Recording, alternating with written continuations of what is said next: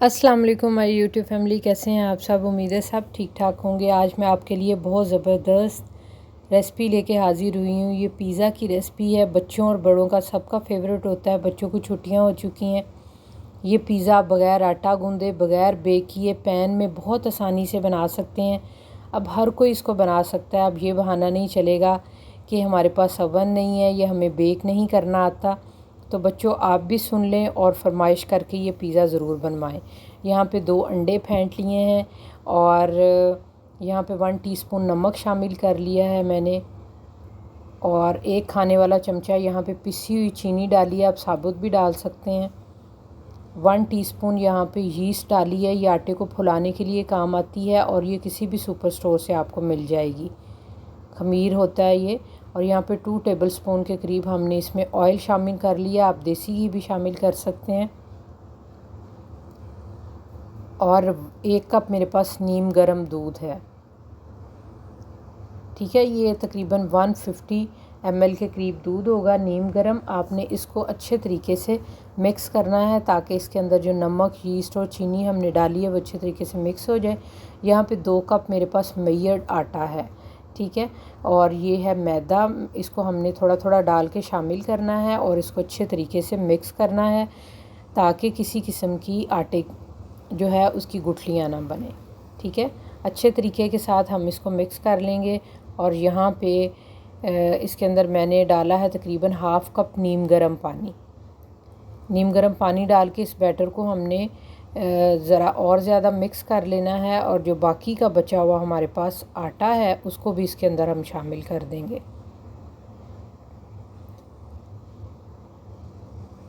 Batter हमने पतला इसलिए कर लिया था कि अगर हम पानी शामिल ना करते तो बाद में हम पानी शामिल करते तो फिर गुठलियाँ बन जाती हैं और थोड़ा सा उसको फिर बीटिंग में टाइम लगता है।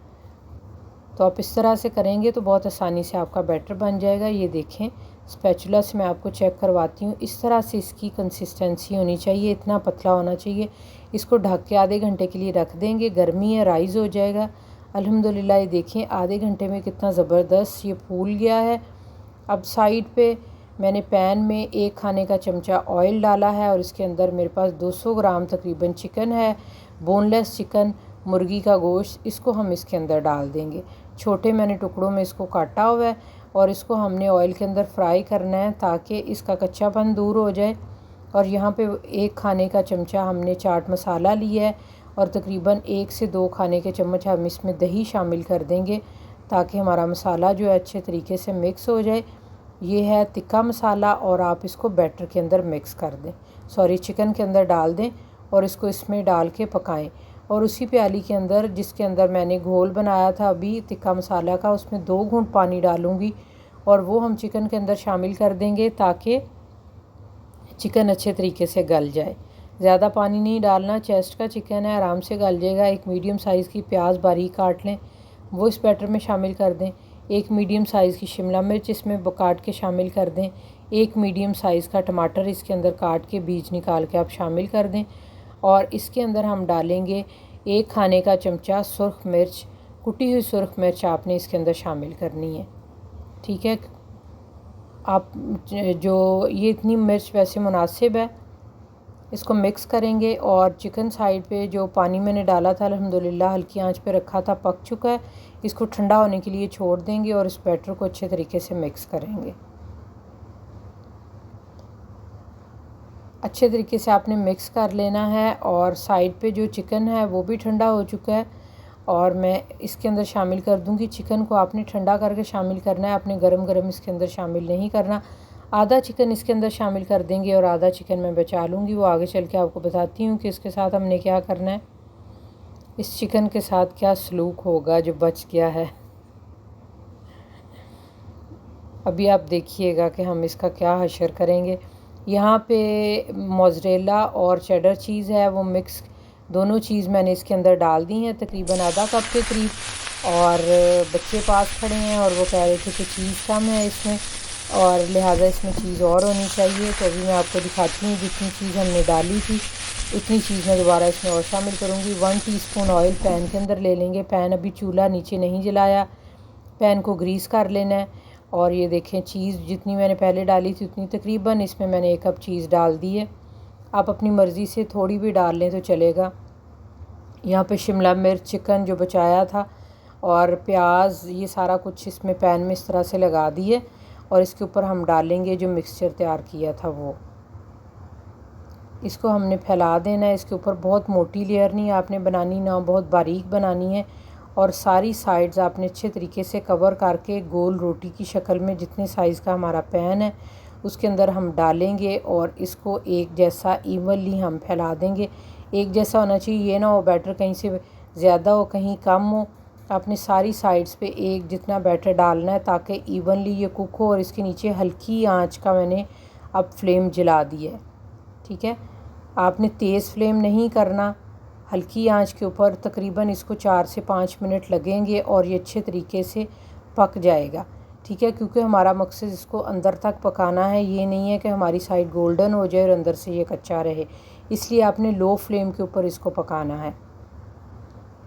और इसके जब पक जाएगा तो देखिएगा कि मैं आपको यहाँ पे दिखाती हूँ कि इसने इस तरह से अपनी साइड्स जो है ये छोड़ देगा। ये देखें ऊपर भी बबल्स आ गए हैं, इट्स मीन कि ये पक चुका है। अगर साइड्स ना छोड़े तो आपने ध्यान रखना है कि उसको पलटने की कोशिश नहीं करनी। इस तरह से ऊपर प्लेट रखें और आसानी के साथ आप इसको पलट सकते हैं।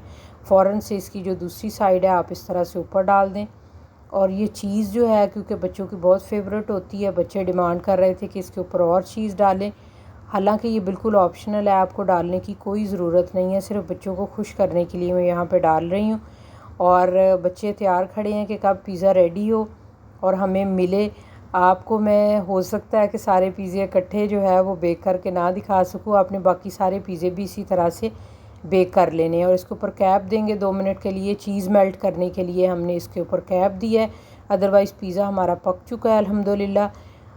बेहतरीन पिज़्ज़ा रेडी है। अब आपका कोई बहाना नहीं चलेगा कि पिज़्ज़ा बेक नहीं करना आता। बहुत आसानी से आप पैन में बना सकते हैं, ख़ुद भी खाएं, बच्चों को बना के दें और बच्चों को खुश करें। उनकी वेकेशंस चल रही हैं, छुट्टियां स्टार्ट हुई हैं और ये बेहतरीन पिज़्ज़ा बिल्कुल पिज़्ज़े जैसा इसका टेस्ट होगा, किसी तरह से भी ये इससे कम नहीं है।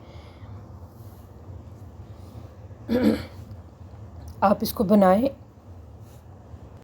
कमेंट सेक्शन में मुझे ज़रूर बताइएगा आपको मेरी रेसिपी कैसी लगी। चैनल पे नए हैं तो सब्सक्राइब करें, लाइक करें और दूसरों के साथ शेयर करें और अपने फ़ीडबैक आप ज़रूर दें। चैनल पे नए हैं तो चैनल को सब्सक्राइब करें और वीडियो को ज़्यादा से ज़्यादा दूसरों के साथ शेयर करें। ये ज़बरदस्त सी रेसिपी ताकि हर कोई बना सके। और इस तरह से इसके ऊपर आप केचप डालें, मायोनीज़ लगाएं और इसको आप एंजॉय करें। मिलती हूँ अपनी एक नई और ज़बरदस्त वीडियो के साथ, तब तक के लिए अल्लाह हाफ़िज़।